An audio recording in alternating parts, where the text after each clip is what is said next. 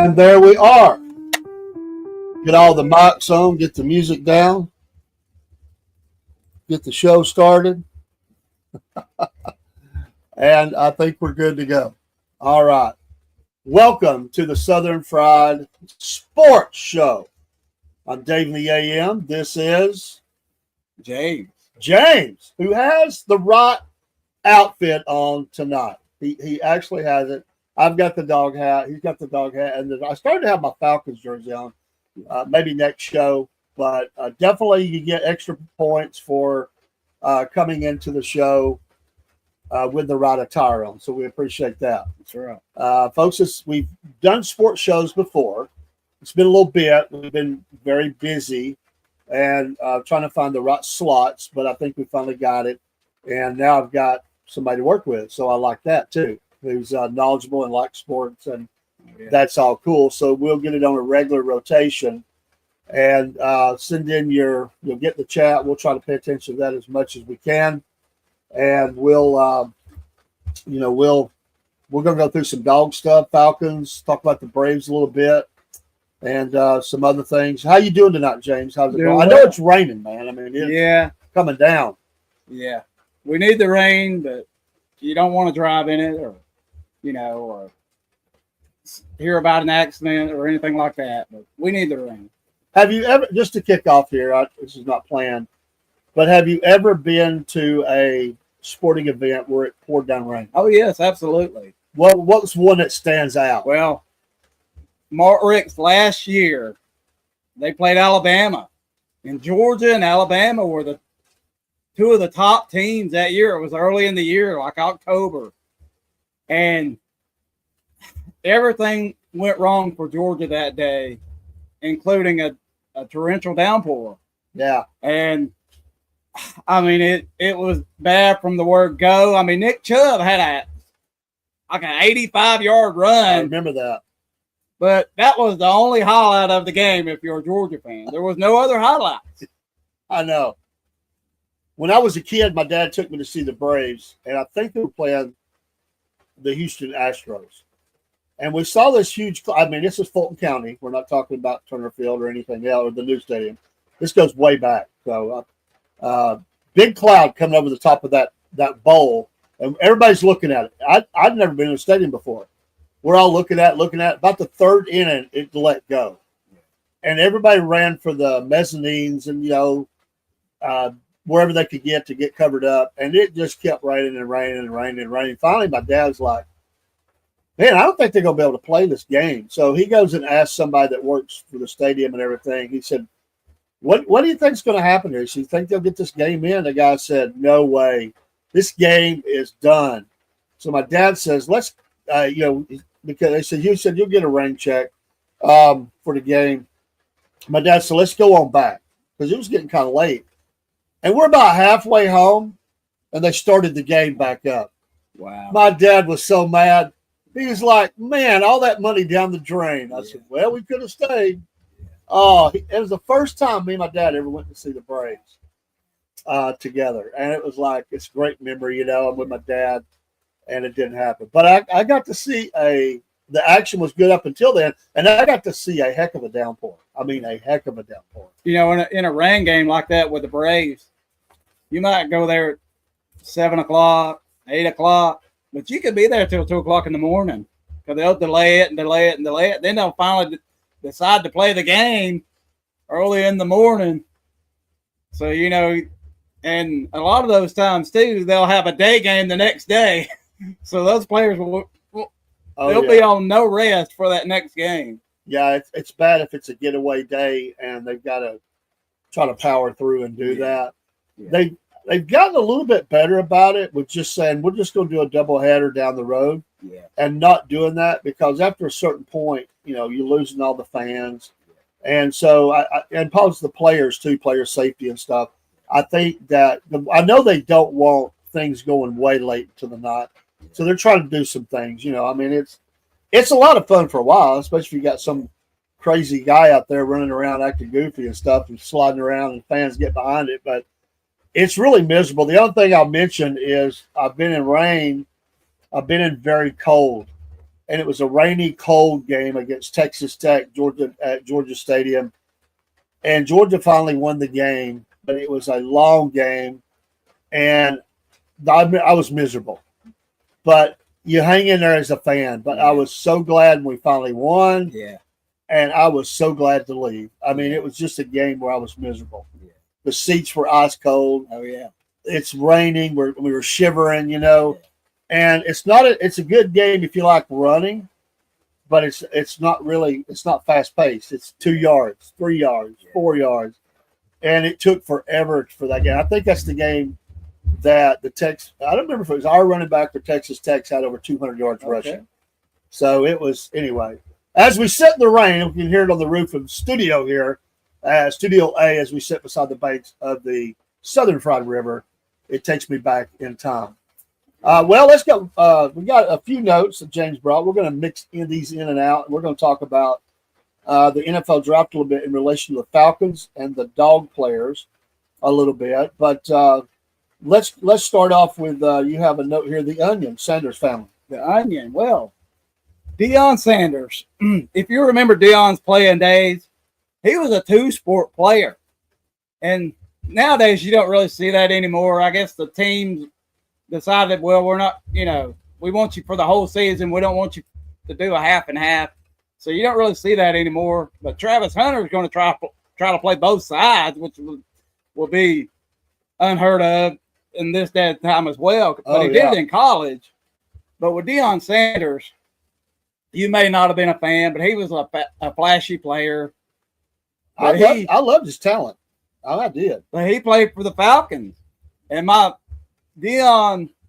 most memorable play for Deion was he was returning punts. And he caught the punt, and he acted like he knelt down, which back then they didn't have instant replay or they didn't use it for that play in particular. And he knelt down, and all the players stopped. Because, when you see somebody get down, the play's over, but the ref didn't blow the whistle. So he took off and ran and scored a touchdown after he really clearly knelt down, and so that was controversial, but that was a memorable play for him. And he got signed by the Dallas Cowboys, which he played for the Cowboys and the 49ers and the Falcons. Yep. But when he got signed by the Dallas Cowboys, Jerry Jones was going to give him an unheard contract for the Cowboys because he didn't really dish out the money like a lot of the other NFL teams would do. And he put it on the wall in the locker room. And he said, does anybody object to this contract for Deion Sanders? In a team meeting. And they said, no, it's Deion Sanders. So whether you like the guy or not, he is, at the time, he was one of the highest paid players for the Dallas Cowboys when they were, in the 90s. So he could do about anything. He wasn't the best tackler, but he would tackle. But the kind of a myth that he wouldn't tackle, he would, but he'd much rather intercept the ball or something. So I have a couple of Sanders highlights I'll have to try to get to. When we look at the Falcons, let me pull my notes back up. We look at the NFL draft. Did you watch the draft at all? Yeah, I mostly. I tuned in some. It's amazing when we come down and we look at the Falcons. They did something they never do. Yeah, which was they drafted a Georgia player in the first round. Yeah. Well, I think even just drafted a Georgia player, and the earth shook because the Falcons actually did something that nobody expected them to do. Well, the Eagles were they had to be licking their chops. Oh, yeah. For Jalen Walker to go past the Falcons. Had the Falcons not drafted Jalen Walker, he might have went to 20. And here are the Eagles, they would have drafted Jalen Walker. No doubt. But Carolina Panthers passed on Jalen Walker. If you meet a guy and you don't have a good feeling about a guy, or you just fall in love with another player, you're not going to pick who everybody expects you to pick. You'll just do your own thing.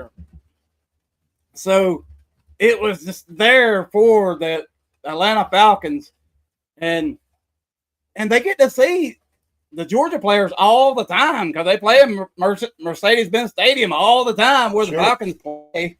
So it's not like you can't scout the guys. They're there.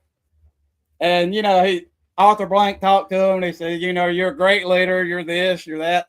But, man, all the players that the Falcons passed on to get to Jalen Walker over the years where they had, they could have got Nick Chubb. They could have got Todd Gurley. They could have got,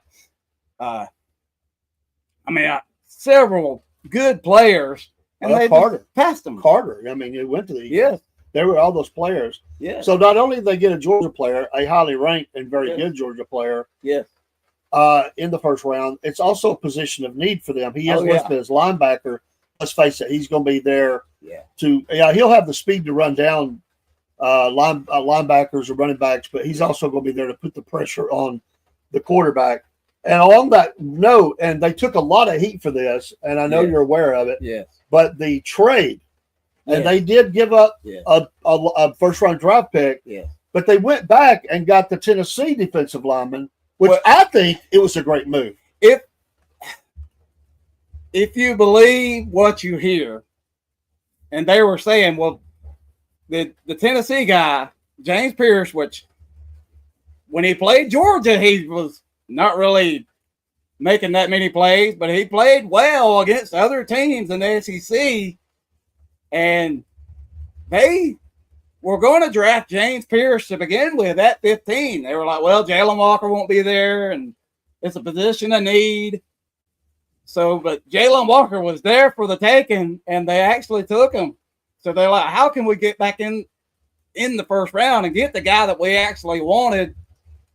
Because they have Leonard Floyd now, which is a former Georgia player. Right.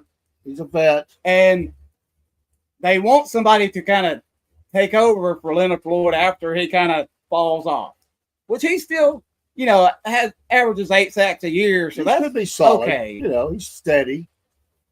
But I think with all the pieces they have, including some of the defensive linemen and linebackers that they've already picked up, they've got some that are really coming on. Yeah, I think it's a great group. So what I like about the Tennessee player Pierce, Jr., is that he's not expected to carry the load. No. That's never worked out for the Falcons. No.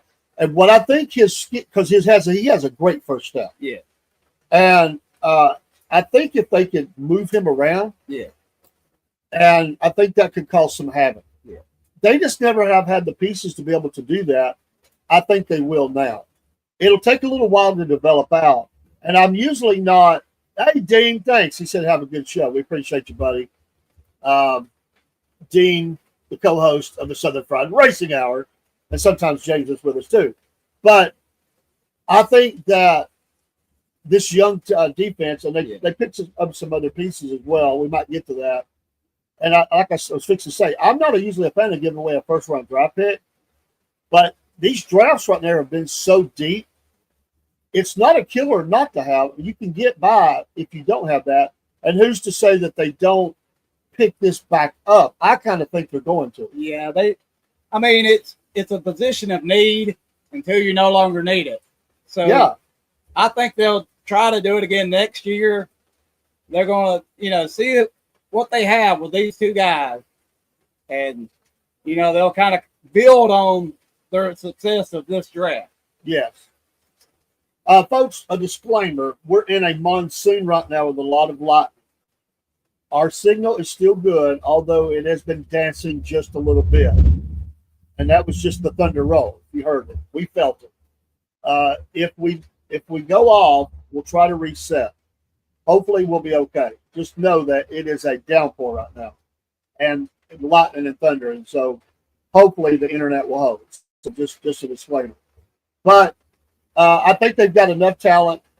They still got to do something with Kirk Cousins. Yeah. But I think they've got enough talent. I like the pick later on that they picked up in the secondary too. And I think they picked up a free agent as well. So anyway, any other thoughts? Starks. While we're here, we might as well just mention him. Starks, was drafted in a great spot too.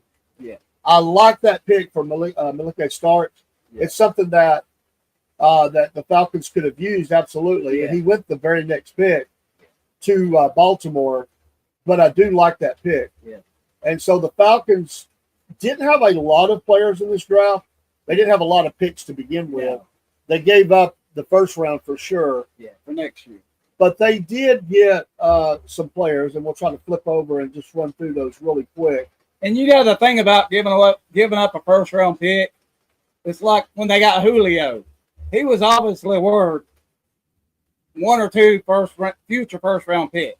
So if the guy pans out, you look like a genius. But if he doesn't pan out, you're like, well, here they are again making mistakes in their draft. So, sometimes with a rookie, if you let them develop, like, kind of work them in, and by the 8th game, 10th game, kind of give them more of a rotational spot and let them learn more of the plays, he can turn into a great player for the Falcons in the playoff stretch, because that's what they're trying to do. Sure. They're desperate to make the playoff. They have that brand spanking new stadium. And, if you don't draw fans, why justify building new stadiums and having Super Bowls and having the Olympics? And you got to do, you got to have a winning team to draw a crowd. And you can't just keep going for next year. Now, I said last year, by the way, Brodsky Bear says in Charlotte it's a monsoon as well right now. We're getting hammered right now. It's let up slightly. So, folks, be careful where you're at. I'm glad James is in the studio and not driving through this right now, because I think it was coming down pretty good when you came here. I drove in hell, so it was not fun to drive. He had to drive to get here in that, so hopefully it'll clear out before he leaves. But we're happy to be inside talking sports and not out in the weather. Not a good day to be mowing yards right now. No. So along those lines, I want to come back to that. Let me just give you the rundown. Xavier Watts from Notre Dame, a nice pickup at safety. I mean, he was a 2-year All-American. Yes. I think this is the 3rd round. They didn't have a 2nd round pick. I think that was also packaged, wasn't it? Yes. That 2nd round pick. Yes. So it wasn't high. It was high, but I like the pick. Xavier Watts, great pick. Yeah. 4th round, Billy Bowman Jr. from Oklahoma. Yeah, another safety. He's considered like a Paul Hawk kind of player. Had a lot of interceptions. So they need they're looking for somebody to fill their nickel spot. So either Watts or Bowman, they're hoping one of those guys can step up when they need them to. Because, if you're a rookie, you shouldn't be counted on to play from day one. You should be able to work your way into the rotation and be a good player throughout the year when called upon. Yeah, and they still got Bates back there. Yeah, so yeah. They're going to be okay. The problem was if they get the pass rush straightened out, that secondary won't be exposed as bad because the plays will go quicker. They'll get to them, and that'll help. Plus, they'll be able to come down and help against the run more. And if you listen to Watts, he prototyped his game after Jesse Bates. So that's the kind of guy you want, because if he already tutors from the guy on film, you'd expect him to tutor from the guy in the practice. Yeah. So you want those kind of players that's going to listen to their heroes and listen to the guys that they admire and try to be like. So you want those kind of players on your team. I love it. And their last pick was the 7th round. I don't know anything about this guy. I hope you've got something on him. Jack Nelson, offensive tackle, Wisconsin. You always need offensive linemen anyway. So he's thrown in the mix for the camp, and we'll see what happens. From what I read on him, because, you listen to the prognosticators, and Watts was actually a low 2nd round grade player, but he, slipped for whatever reason. And sometimes you can slip because you're not tall enough. Your hands ain't big enough. Well, they'll make up any kind of excuse not to draft you. I know it. If the guy jumps 1 inch higher than you, he's much better. And, and the thing about Watts, too, he runs a 4.5. And that's fast. It is fast. I can't run a 4.5. No. But I never they want you to run a 4.2, a 4.3, or 4.4, or you're considered slow. Yeah. So and the guy in the 7th round, the offensive lineman, I think he had like a 5th round grade. So a lot of the guys that graded the draft, they didn't like the fact that the Falcons traded away their 1st round pick next year, but overall they're like they got positions of need, because when you draft, you don't want to be like the Browns and draft 5 quarterbacks, because you need other positions than just the quarterback. You need a quarterback, but you have to also spread your wealth and get your depth. Because if you don't have depth at running back or receiver, your quarterback's not going to have much help. I said last year that before Cousins actually was replaced, I saw it before the year. I said I thought it'd be the injury, but I said I can see the future. Yeah, the rookie quarterback's going to come along, the left-hander. He's going to be on the poster. So I'm thinking this is my not Rushmore, but it's that poster that you get at the beginning of the season. We used to always give as kids. So you got your quarterback, you got Drake London, you've got the running back, and you've got the tight end. Yeah. You have those on the offensive side. Yeah. Maybe now on the defensive side, you might just be able to put that kind of poster together too. Yeah. With Bates. Yes. With Jalen. With a couple of guys that's already there, and maybe Pierce. Who knows? Yeah. I think that if this thing works out, they could come up with a name and sort of get that intensity back, get a little bit of that mystique back of being tough, and you know that when you're always 30th or 32nd or however many teams are in the league, I know, and you're always last, you want to be at least in the middle of about every category. Yeah. You do not want to be last in anything. Maybe losses, but as far as, last in sacks, last in touchdowns, you don't want to do any of that. No. So you have to improve your team, or you're going to always finish last. And just by the way, we'll dive into it deeper in the next show, but Georgia had multiple double-digit figures of players drafted again. Yeah, 13 players. And that they've set a record and over the last 3 years, I think. Dan Jackson, he made plays for Georgia. He did. He was not warming the bench. He did not get in the referee's way when the referee was trying to run by. He was out there making plays, and he got drafted 1 pick ahead of Quinn Ewers. I know. Who was the Texas quarterback. Yeah. And come on. And if you're Quinn Ewers right now, you're kind of questioning your decision of coming out for the draft, because you had NIL money, you had this, you had that, but you also had Arch Manning waiting behind you, and you didn't want to play Georgia again, because if you're Quinn Ewers, you look good against everybody else but Georgia. You had to play Georgia twice, and they embarrassed you twice. So who wants to do that again? So you can kind of see why he would go out for the draft. Yeah, his option was maybe to leave, but, was he going to get that kind of money to go somewhere else? Probably not. Maybe close. Who knows? Yeah. It's a tough choice. It is. He started with Ohio State, which a lot of the quarterbacks, they started at Ohio State, then they go to LSU, like Joe Burrow, or they go to different places, and they become the guy at their next job. Quinn Ewers. That's rough. That's what he felt like against Georgia, though. That's for sure. Yeah. Sometimes things just don't work out, but he needed to stay. But maybe one thing you can say, though, in the NFL, people get hurt, especially quarterbacks. Yeah. This guy's going to get the opportunity to play and play a lot. I hope he's ready. And who did he go to? I forget who he was drafted by. I have absolutely forgot who he was drafted by. I'm wanting to say the Minnesota Vikings. You may be right. If somebody knows, pop it in the chat.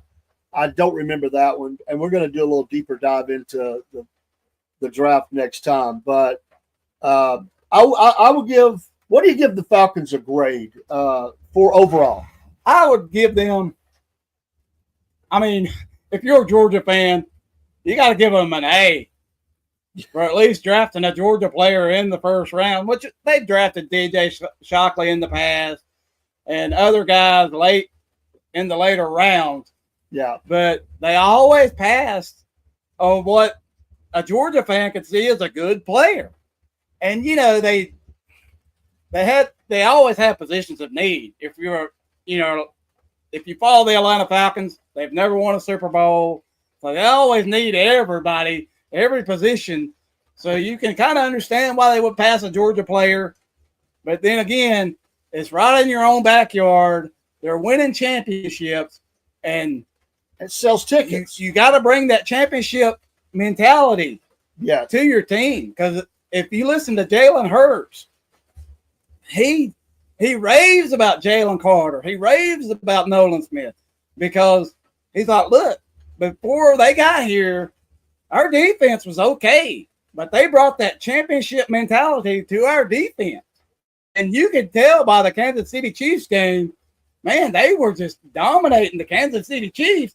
And that was not what the NFL wanted. They wanted Taylor Swift and Travis Kelce to get married right there after the game. I know. So that just kind of ruined their plan. But as far as a dominating defense, they got it. The Philadelphia Eagles, and they drafted Jamal Munden in the third round. They went after another Georgia player. So they love those Georgia and Alabama players. If you look on the Eagles defense, it's full of Georgia and Alabama players all the way down the list. So your grade is A. Yeah, I'll give them an A. I'm okay with A- to B+. Yeah. Just because there wasn't a lot there because they didn't have the picks. Yeah. But I'm okay with the draft. I think it was a great draft. Brodsky Bear is one of those that said they should have been happy with Walker not traded for Pierce. That's a consensus. I just got a feeling about it. That's purely by gut. I just think this is a roll the dice move that's going to work. He also says, I think Taylor Swift could be a man. Well, you know, I would agree with that. With just being okay with one. But if you're last in the league in sacks and creating turnovers and creating disruption, you need all that you can get.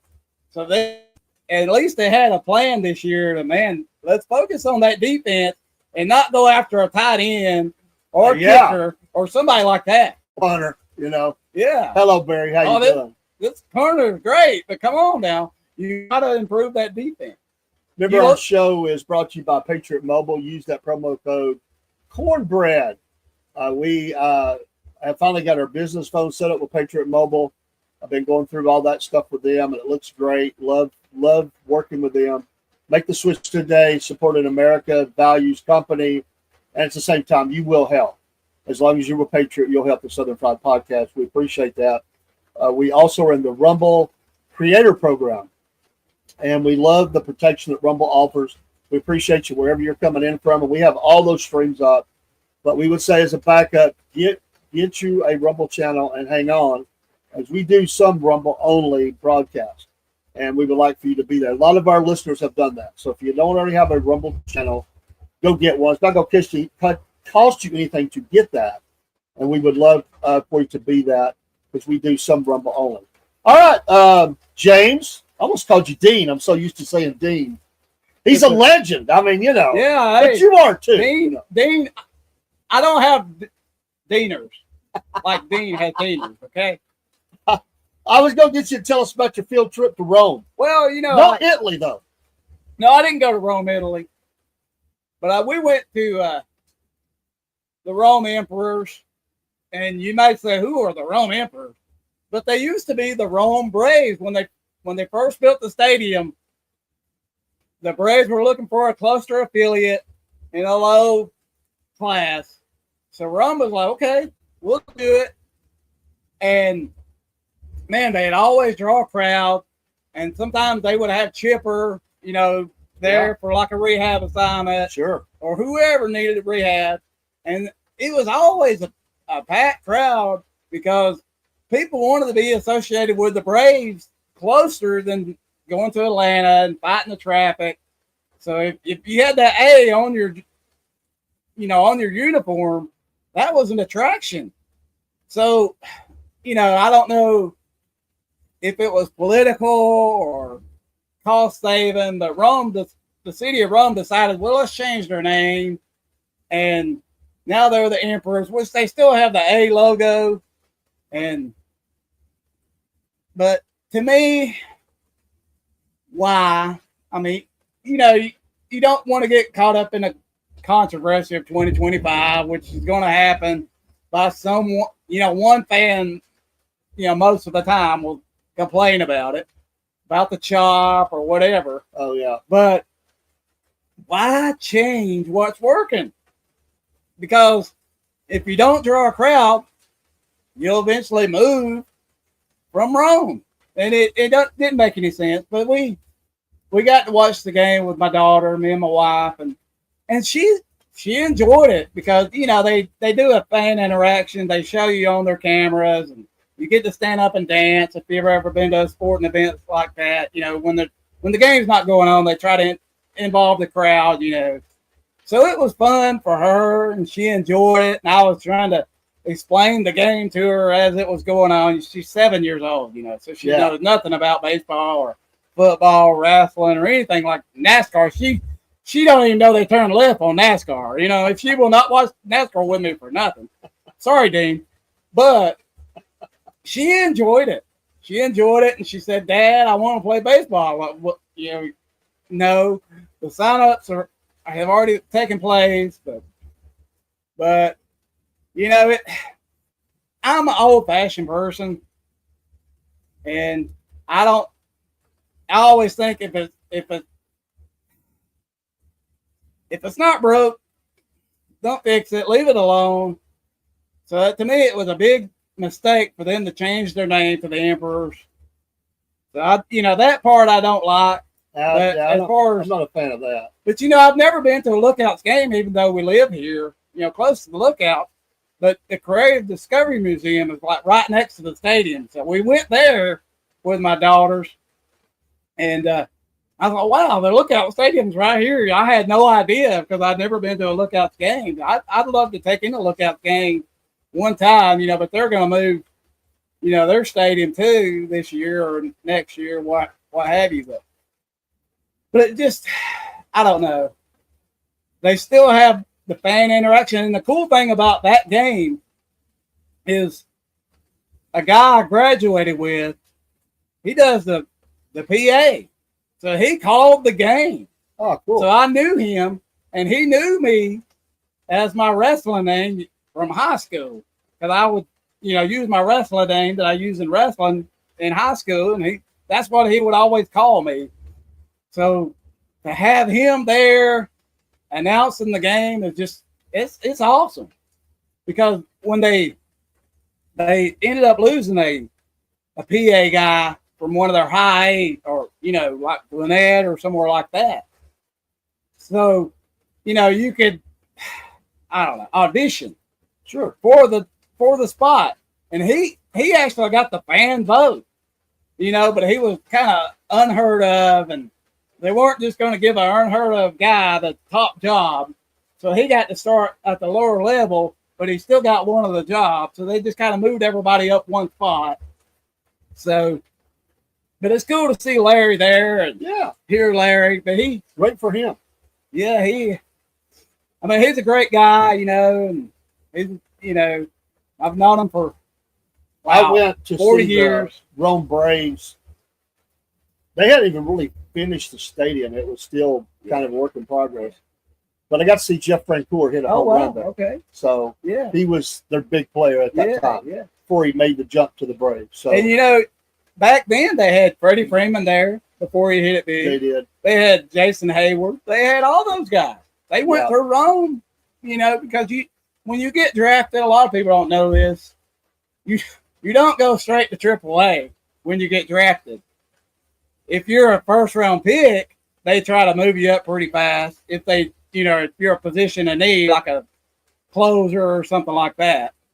But a lot of the first basemen or outfielders, they'll start low and, they might be there 3 months and then move them up to the next level and the next level. Yeah, they have a rookie level. Then they have actually a couple of before they get to the even the lettering, or double or single or they've actually got some developmental leagues, rookie leagues, and things like that. But some people, there are occasionally a player that's so good they'll start right at AA. Yeah, right at AA. Yeah. They're, like you say, a few months right to AAA, and pretty much come up by the end of the season. They expand the rosters. They're on a major league roster, but that is a rarity. That's a superstar top player. If you're an Andrew Jones, Chipper Jones, Ronald Acuna, you're already better than all the guys in single A. Yeah. So they know that. So like, we don't want to risk this guy getting hurt, because when Chipper went down there to Rome, he told Brian Snitker at the time, he's like, look, I really don't want to go to Rome because the pitcher's not going to be precise every time, and he could hit me. He could injure me while I'm trying to rehab. So he was kind of against going to Rome, but it was cool seeing them there, But, if you're a professional ball player, you're okay with them walking you, but you don't want to get hit by a guy that can't control his fastball. I'll tell you one other story here in a second. Let me catch the chats. I appreciate all that. That's funny about something biblical, the Rome emperors, all like that. NC native, oh snap, White House Rumble. Today must be a chill Friday. Barry says, I heard a story with the Rome Braves Stadium was that General Electric dumped chemicals there. I don't know the background of that site. I really don't. He heard they closed the stadium down there. Don't know about that. No, the Falcons didn't draft all the Bulldogs this year, but they did draft one in the first round. We talked about that earlier in the show. My coworkers, NC native, you're funny. My coworkers once drafted me and sent me straight to AA, Alcoholics Anonymous. Just kidding. He said he was more of a Willie Mays fan. Mays Hayes. I was a real Willie Mays Hayes. Yeah, there you go. Very nice. Appreciate the chats.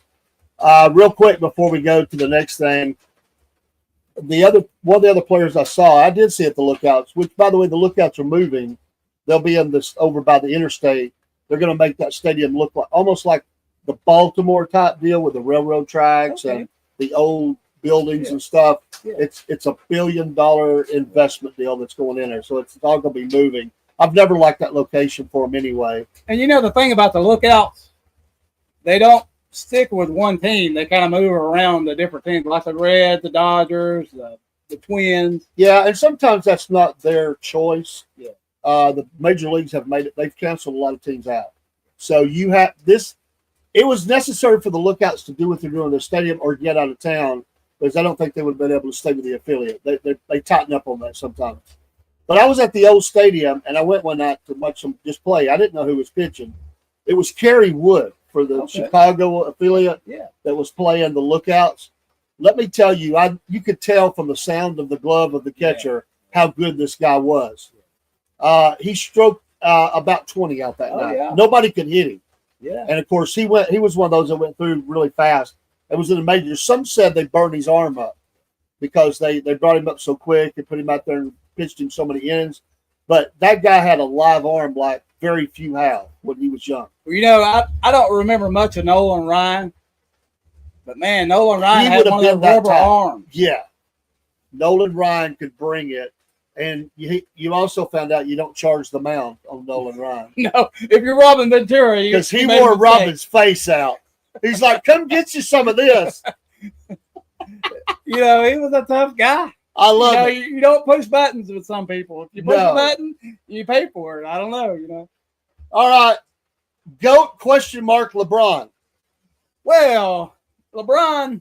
You mean when he fell the other night and laid there like he was dead as a goat? He's like a flipper. He likes to flop, and he's a goat of flopping, I would say. But for LeBron to say he's better than Michael Jordan, I don't think so. I mean, he's good, he's tall, he's muscular, but he's no Michael Jordan.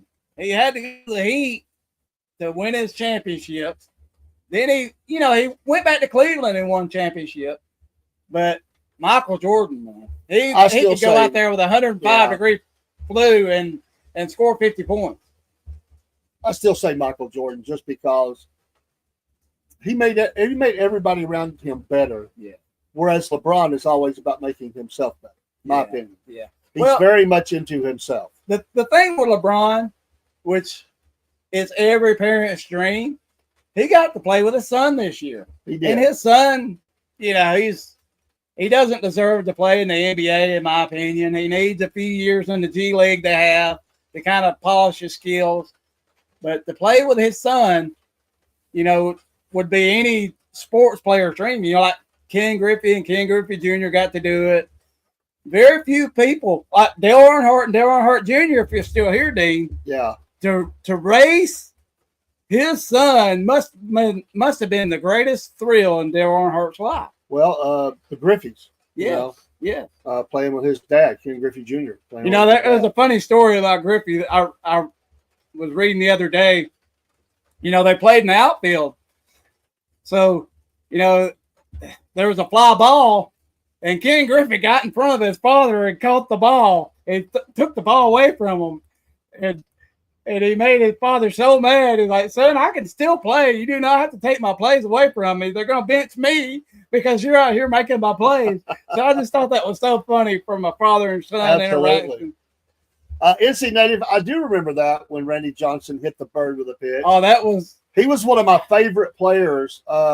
We had started doing fantasy leagues around the time, and Randy Johnson was on my team when that happened. I thought that was amazing. He called it a reverse drive-by or a flyby. There's a saying where would you rather be the windshield or the bug? But in that case, would you rather be the bird or the ball? Exactly. Man, that ball was flying, and that poor bird was at the wrong place. Love the comments. Okay, let's move along. Grandpa Bill. Bill Belichick. I don't know. He's going through his midlife crisis at 80-something years old. He's not with Tom Brady anymore. He's not with the Patriots. And, Bill Belichick was inches away from being the Atlanta Falcons head coach. They, instead of picking Raheem Morris, they were going to go with Bill, but they kind of didn't want to do everything Bill wanted to do. So it might have been a good thing that they didn't go with Bill Belichick, because he is not making his decision. He's doing a Joe Biden at North Carolina. He's letting the lady that he's with now, the young lady that he met at an airport or wherever he met her, she's calling the shots. And why, Bill? Why?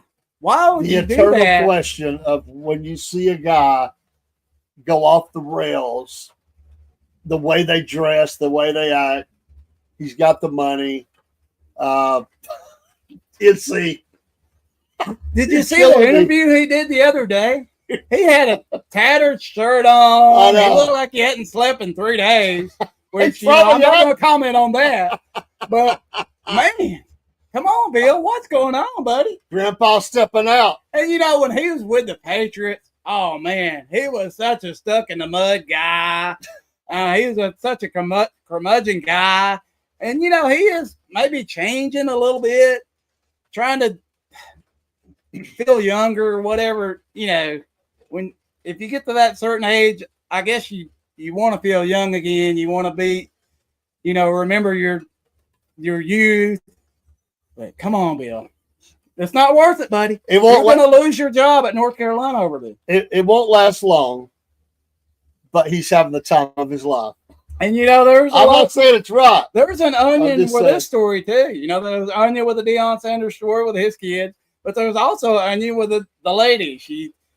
Before she got with Bill, she was with another successful CEO of a company. And she's only 24 years old. So this lady's kind of, She got an OnlyFans account? Because it sounds like that kind of girl. Yeah, he was a CEO of a major company. But come on, Bill. Yeah, come on, Why? Bill. Come on, man. Why, Bill? Why? Why ruin your legacy? Because this is what people are going to remember you for, not those championships. We'll get back to the list in a second, and we've run out of time, but we want to talk just quickly about the Georgia schedule and mention the Braves tonight. But it reminds me, what was the name? I just went blank. The Arkansas coach that had the back wreck, and he's got his girlfriend on the back of the bike. Oh, yeah. And he was the Falcons coach who bailed out on him, too. Yeah. What was that guy's name? I think he's still coaching somewhere out there. Yeah. What a loser. He actually coaches for Arkansas now. I think he's like the offensive coordinator. I think so. Wow. Oh, man. Dude. For Arkansas to hire that guy back, you can kind of let bygones be bygones, but he embarrassed the school. Why let the guy come back? His name will come to us. I know. I can't think of it. And NC Native is actually. I mean, he's an okay offensive-minded coach. Oh, he can coach. He's just a jerk. The drama. He's a jerk. Yeah. Let's move along quickly here. Current favorite sports athlete? Well, I would have to go with Brock Bowers. I got a Brock Bowers jersey on today. Like it. And, Brock Bowers went to the NFL. He was drafted by the Raiders. And he broke a record for tight end set by Mike Ditka as a rookie tight end. He had over 1,000 yards receiving. And, his quarterback wasn't that great. He probably, if he was on a better team, he might have had 1,500 yards. But you know how that goes sometimes. And Brock Bowers actually, he's not at minicamp right now. And a lot of these players, they hold out so they don't go to minicamp. But he actually went back to Georgia to finish his degree, which I highly respect. I like Brock Bowers. A favorite athlete that's really hard for me right now, but just for the sake of moving along, I do think I really enjoying watching Ladd McConkey. Yes, oh yeah. The precise, and the reason I say that is this: one, he's an awesome young man, tremendously talented, but it's a lost art anymore. And that is the route running that he does. Yeah. If these receivers, they think they can just do it purely on speed. Yeah. It's the art. I mean, I remember watching Jerry Rice just turn Falcons players around. I thought they was going to screw down in the field as he twisted them up. He had speed, but he wasn't the fastest guy on the field. He had great hands, but what he had was the best moves of anybody on the field. If you can make a guy miss, that's half the battle. It is. Because it's one thing for them to tackle you, but if they can't even touch you, that's a whole thing entirely. And Ladd McConkey is so shifty. He's like he's out on skates, man. He's so, and he has the hands. He's got the route running down pat. And the Chargers at that time, when they drafted Ladd McConkey in the second round, they gave him the highest contract ever for a second round pick. They had so much belief in him that they paid that man. Somebody's speaking in my ear, and news just came in that Bill Belichick has some great moves going on right now, and hands. I don't know. We'll have to check on that. Bill Belichick, great hands, has a lot of moves as well. Okay, we'll get back in the show. Good for Bill. John Cena, you can't see me.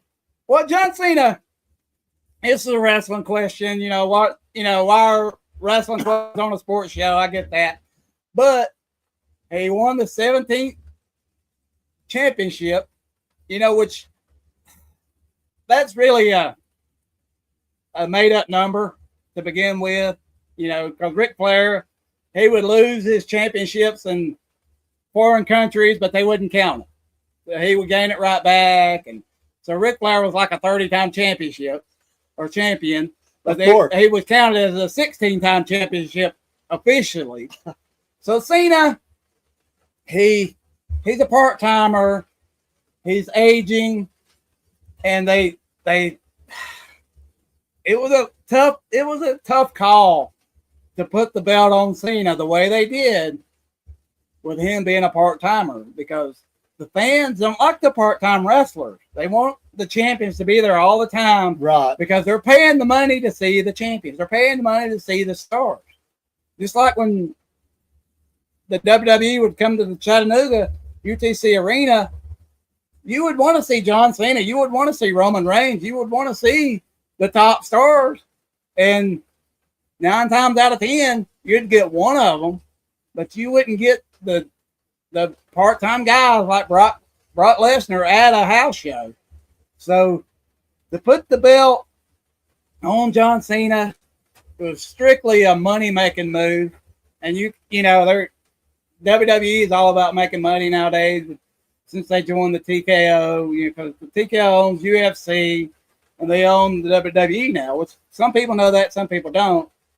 But they're making more money now than they ever made, which is, when you had Hogan in his prime, you had Stone Cold Steve Austin in his prime, and you might be saying, how could you be making more money now? But there's ways with T-shirts and merchandise and TV deals, because you sign a TV deal and you paid for your grandkids' future. So there's ways now you can make more money than you've ever made. Sure. Yeah, the game has changed for a lot of different things. It's a new day. You have to roll with that, learn how to do that. Yeah. Real quick, we'll pick these others up next time. Buy or sell, what was that? Well, the buy or sell is the Braves. Okay. Do you think the Atlanta Braves will make the playoffs? They've had a slow start, but they've won like their last 9 out of 12 games, so they're kind of picking up the pace, even though they were so far behind in the beginning. And they don't have Ronald Acuna for a whole nother month, and Spencer Strider, he comes back, but he gets hurt again.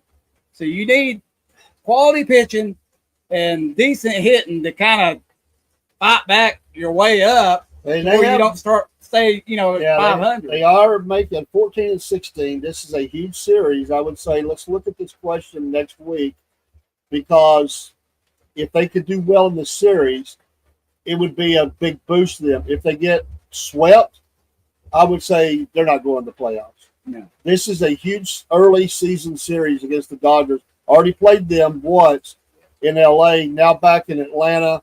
We'll see what happens. The Dodgers are 21-10. The Braves are 14-16.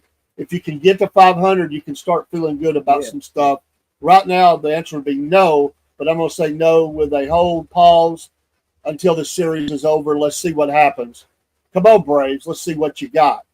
So I don't know. Real quick before we go, we were talking about the Falcons, the dog schedule.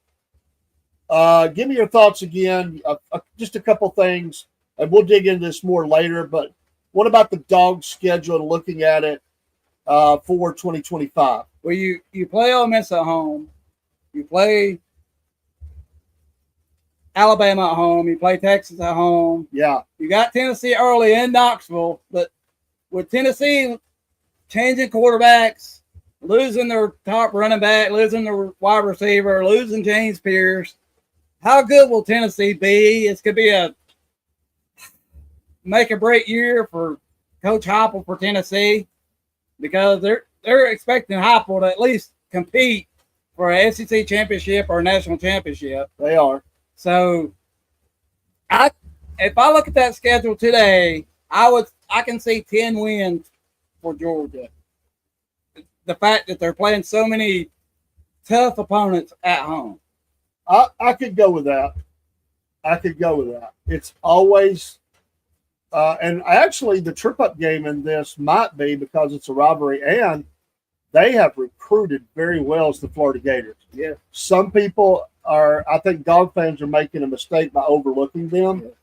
The Gators, they haven't put it all together, but as far as talent on the field, they can match anybody in the SEC. And, playing at Jordan-Hare, the Auburn Tigers, Kirby hates playing at Jordan-Hare. Yeah. He hated it at Alabama. Now he hates it at Georgia. It's just some environments are tough to play in. And, they say that about Georgia's environment. Lane Kiffin has said that. Many coaches do not like to play in Athens because of the fans and the excitement, and it's just a tough environment. It didn't used to be that way with Mark Richt and Kirby. You could say a lot about Kirby. He's not a good off the field manager like he is on the field manager, but he has made Georgia a tough place to play. He has. He has.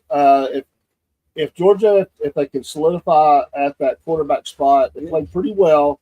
Let's see what happens early in the season. I think they're going to be fine. I really, really do. I believe it right now that they'll be fine. We'll see what the early games look at. And they've got some decent, scrub games. I mean, Charlotte, Austin Peay. Those are, especially with Austin Peay, that's not that far away. And kind of a cool program. I kind of like them. I'm glad they're getting a good paycheck for that.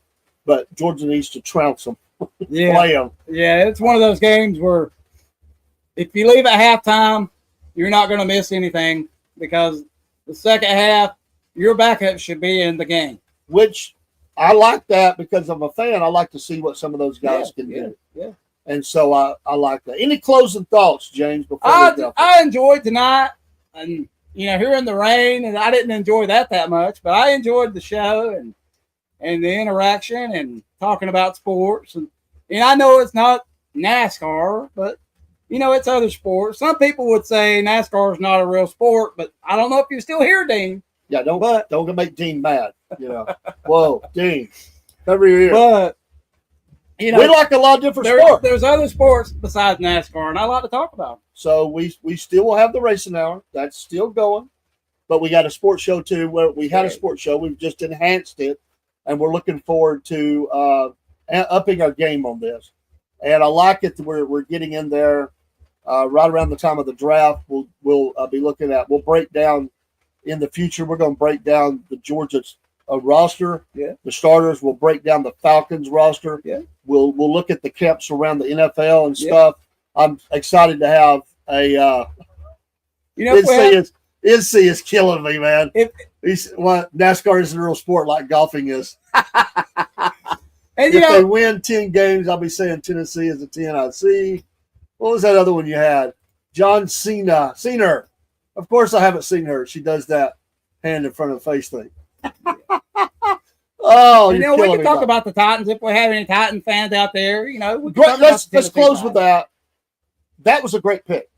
Yeah, I know it was the first pick. It's easy. Yeah, but the Levis pick did not work out. No, you had to move on from the Levis pick. And there is a place for Levis to play. He's not going to be a starter probably right now. Yeah. I'm not going to say he won't make it back. That's a tough guy. He's got a lot of talent.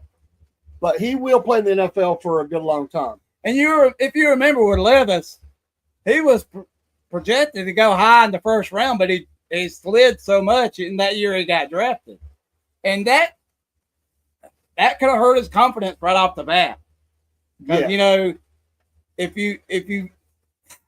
you're a player, you may want to play for a certain team, and if you don't get picked by that certain team, you may have a rough year because you don't like who you're playing for or the area you're playing in or anything like that. So, but not every player is going to be good their first year. Some players need 3 or 4 years to kind of develop. Yeah. All right, as we go out, who wins tonight, Dodgers or Braves? Who's the pitcher? You've got Yamamoto for the Dodgers, 3-2. Grant Holmes for the Braves, 2-1. Well, if they're in Atlanta, the rain might win. Well, that's true. The rain might win tonight. So that takes care of it. Yeah. I mean, if you have a doubleheader and it's the Dodgers, it's great if you're a Braves fan, But the Dodgers are, man, they're so deep in their roster. They got deep pitching, deep hitting. They have the best bat boys in the league as well, most likely. But I'm surprised they have 10 losses because they're so good. And in the National League, I mean, they're like the Yankees of the National League right now. Yes. One final note, kind of housekeeping. The sports show will bounce a little bit because of James's schedule.